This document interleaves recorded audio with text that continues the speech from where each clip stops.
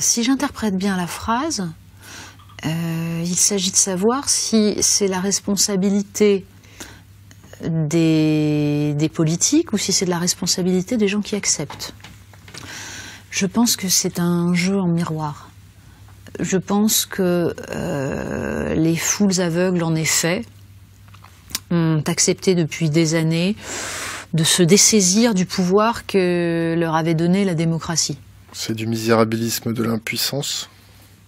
C'est une forme de, on va dire, de paresse entretenue par tout un système. C'est-à-dire que je pense que le principe de la société de consommation et de spectacle est évidemment d'encourager cette paresse et de la faire prospérer, de développer chez les gens les pulsions immédiates.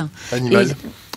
Oui, bien sûr. Le principe même de la consommation à travers incité par la publicité, c'est ça. C'est de jouer sur les pulsions en activant des stimuli pour justement éviter toute réflexion, tout recul. On est dans la manipulation pure.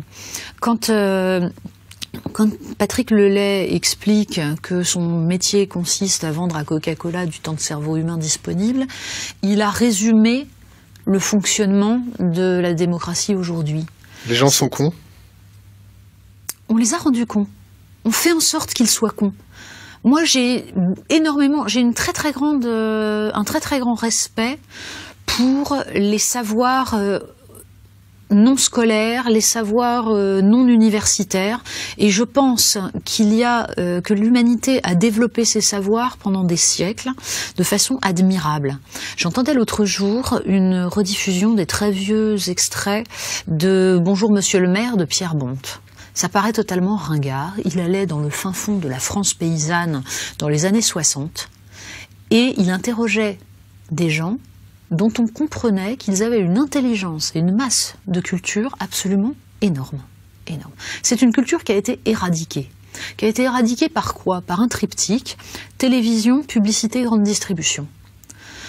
Ce qui a petit à petit englué ces gens chez eux, devant leur télé, en rompant tous les liens sociaux qu'ils pouvaient avoir avec le monde qui les entourait, et qui les a incités à rêver de ce qu'ils allaient pouvoir trouver le samedi au supermarché. Je pense qu'il y a là une aliénation absolument monstrueuse.